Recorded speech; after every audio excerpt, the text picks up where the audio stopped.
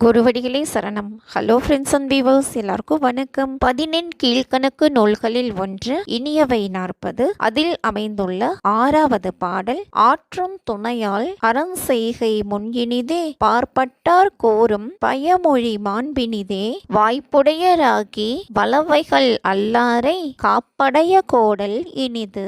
அப்படின்னா, தம்மால் இயன்ற அளவு அற செயல்களை செய்தல் மிக இனிது. நல்ல நெறியில் நடப்பவர் பயன்மொழியின் சிறப்பு மிக இனிது. கல்வியும் செல்வமும் அதிகாரமும் கைவர பெற்றிருந்தும் தன்னடக்கத்தோடு அமைதியாக இருப்பவர்களை காப்பாக கொள்ளுதல் மிக இனிது.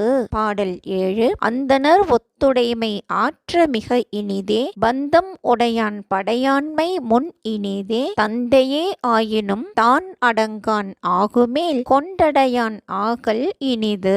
இதன் பொருள் என்ன அப்படின்னா, அந்தணர் தம் வேதத்தினை மறக்காமல் ஓதுதல் மிக இனிது. மனைவி, மக்கள், சுற்றம் ஆகியோர் மீது அன்பு கொண்டவன் சேனையை ஆளுதல் மிக இனிது. தந்தையே என்றாலும் தன்னடக்கம் புலனடக்கம் இல்லாமல் தீநெறி நின்றால் அவர் சொற்படி கேட்டு நடவாதிருத்தல் மிக இனிது.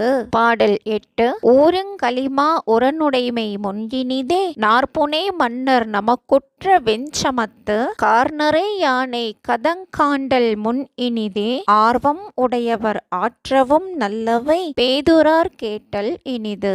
அப்படின்னா, தான் ஏறி செலுத்துகின்ற போர்க்குதிரை வலிமை உடையதாக இருத்தல் மிக இனிது. போர்க்காலத்தில் மாலை சூடிய மன்னர்களுக்கு தம் யானைகள் வெகுண்டு செய்யும் போரை காணுதல் மிக இனிது.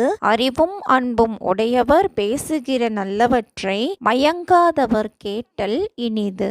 பாடல் 9. தங்கன் அமர்புடையார் தாம் வாழ்தல் முன் இனிதே அங்கன் விசும்பின் ஆகல் நிலா காண்பினிதே பங்கமில் செய்கையராகி பரிந்து யார்க்கும் அன்புடையராதல் இனிது.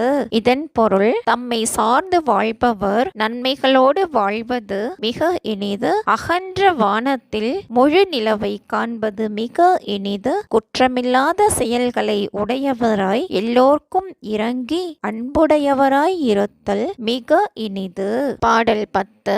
கடமுண்டு வாழாமை காண்டல் இனிதே நிறைமாண்பில் பெண்டிரை நீக்கல் இனிதே மனமாண்பு இல்லாதவரை அஞ்சி அகறல் எனைமாண்பும் தான் இனிது நன்கு.